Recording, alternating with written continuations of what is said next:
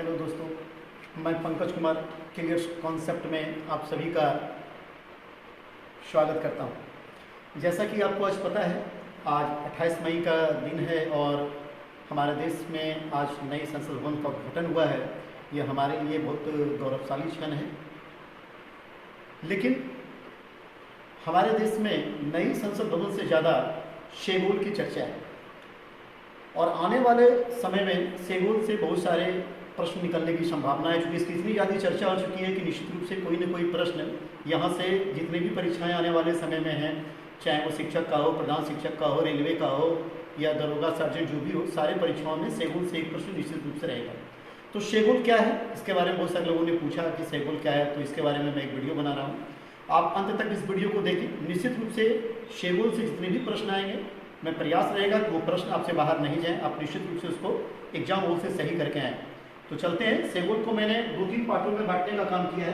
पहला देखा होगा कि मैंने इस बार अंडरलाइनिंग कर दिया है, बीच में एक कॉलम बना दिया है। मैं इसमें प्राचीन बारे में बात करूंगा कि शेगोल पूर्व में कैसा था, फिर इसके बारे में बात करूंगा कि शेगोल आया कहाँ से और अभी क्यों चर्चा में है। ये तीनों के बारे में हम बात करेंगे आपसे। तो सबसे पहले मैं बात करता हूँ कि शेगोल पूर्व में कहाँ था, प्राचीन समय में शेगोल कहाँ से आया। तो जैसा कि आपको स्पष्ट होना चाहिए कि शेगोल एक्चुअली में चोल काल का है। तो तमिल भाषा में इसका अर्थ होता है न्याय। तमिल भाषा में शेगोल का अर्थ न्याय होता है और यह चोल काल से संबंधित है। तो यहाँ से यह प्रश्न बड़ा महत्वपूर्ण बन जाता है कि शेगोल किस काल से या किस वंश से संबंधित है। तो शेगोल के बारे में अच्छी तरह से आप लोग जान लें कि शेगोल चोल काल से संबंधित है। चोल काल में इसे न्याय, धन संपदा और सत्ता हस्तांतरण का प्रतीक माना जाता था। एक्चुअली में आप यूँ कहें कि जब चोल राजा जब दूसरे राजा को जब सत्ता सौंपते थे तो प्रतीक के रूप में, प्रतीकात्मक रूप से शेगोल उसको देने का कार्य करते थे। एक्चुअली में जो शेगोल था वह एक छड़ी की तरह था जिसके ऊपर में कि नंदी की मूर्ति विराजमान थी और इसे चोल काल में राजदंड के रूप में भी जाना जाता था। राजदंड के रूप में भी लोग इसको बोलते थे। तो मैंने भी इसको यहाँ पे लिख दिया है कि शेगोल को राजदंड भी कहा जाता था। उस समय आज भी कर सकते हैं। एक्चुअली में दंड का अर्थ ही छड़ी होता है, इसे राजदंड भी कहते हैं। इसके ऊपर एक नंदी की मूर्ति विराजमान थी। नंदी की मूर्ति होने का क्या कारण है, इसको भी स्पष्ट कर देता हूँ।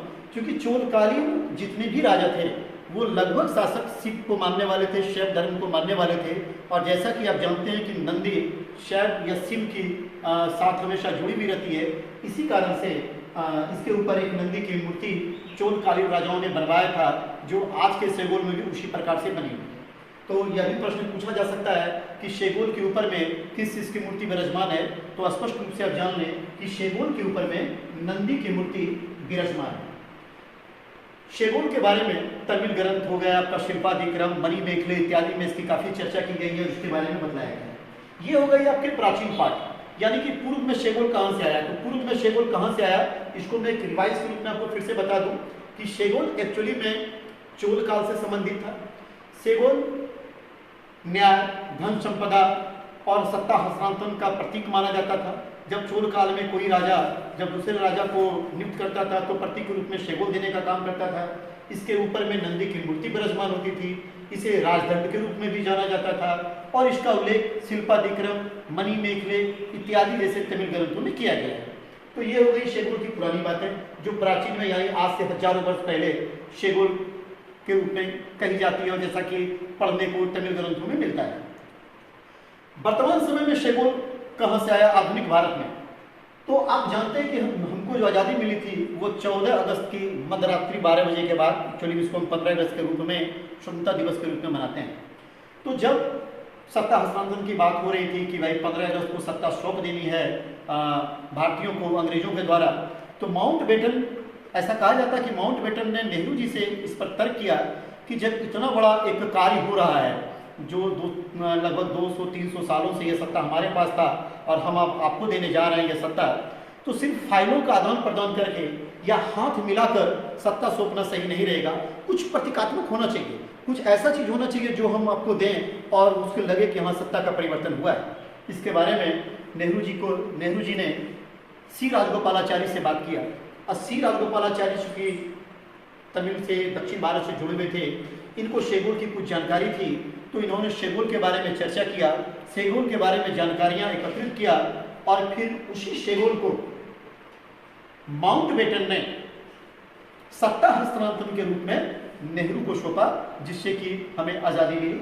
तो इस चीज़ों को मैंने यहाँ लिख दिया है कि 14 अगस्त 1947 की मध्यरात्रि को जब अंग्रेज वायसराय माउंटबेटन ने पंडित नेहरू को सत्ता सौंपी थी, तो प्रतीक के रूप में शेगोल दिया था।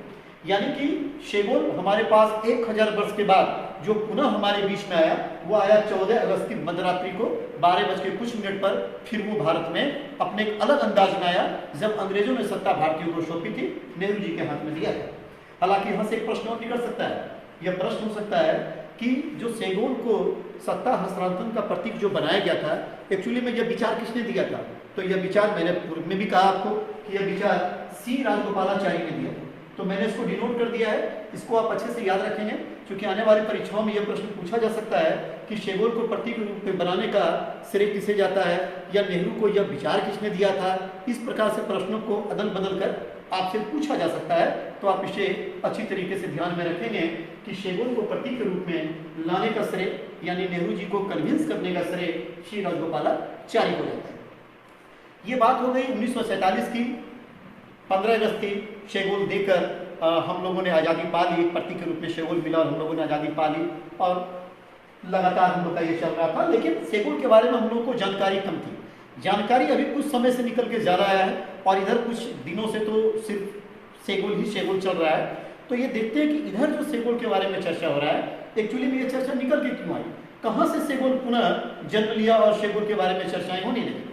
तो आपको स्पष्ट कर दें कि 2021 में, यानी 2021 में एक तमिल पत्रिका थी तुगलक, आप इसका पत्रिका का नाम याद रखेंगे, तुगलक। तो एक तमिल पत्रिका थी तुगलक, जिसमें कि शेगोल के विषय में एक आलेख छापा गया था। शेगोल के बारे में उसमें बताया गया था कि शेगोल चोल काल में इस प्रकार का था, और माउंटबेटन ने इस प्रकार नेहरू जी को प्रतीक के रूप में आज़ादी के समय में दिया था। ये सारी बातें तुगलक पत्रिका 2021 ने अपने आलेख में छापा था।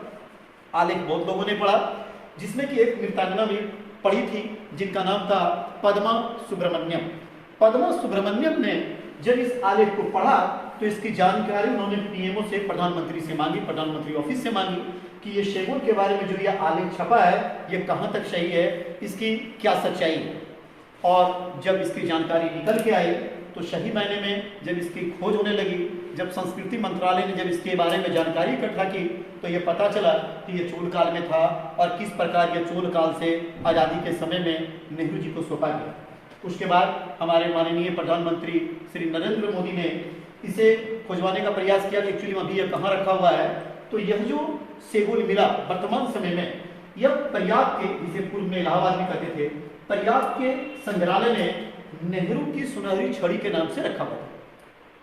नेहरू की सुनहरी छड़ी के नाम से ये प्रयाग के एक म्यूजियम में, एक संग्रहालय में रखा हुआ था। वहां से इसे कलेक्ट किया गया, वहां से इसे मंगवाया गया, और वर्तमान समय में आज के दिन इसे लोकसभा अध्यक्ष, यानी कि लोकसभा का जो स्पीकर होते हैं, उनके टेबल के सामने इसे न्याय के रूप में, निष्पक्षता के रूप में, एक प्रतीक के रूप में उनके टेबल के सामने इसे आज स्थापित किया गया है। तो ये पूरे शेगोल की बातें थी, जहां से कि आने वाले समय में आपसे एक आध प्रश्न आ सकता है, निश्चित रूप से करंट अफेयर्स में ये आपको काम है। तो ये थी शेगोल की विस्तृत जानकारी। कुछ चीज़ें और आप सोशल मीडिया और पेपर से पढ़ के भी जानकारी हासिल कर सकते हैं। मैंने इसकी जो एक भूमिका थी पूर्व में और मध्य में और अभी, वो कहाँ से है, इसके बारे में मैंने आपको जानकारी दी। और मैं कुछ बातें आपसे और भी करना चाहता हूँ। जैसे एक दो शिक्षकों ने फ़ोन किया था कि सर, चूँकि पाठ्यक्रम के बारे में आपने चर्चा किया है, लेकिन एग्ज़ाम तो होना नहीं है, राजकर्मी का दर्जा तो ऐसे ही मिलेगा।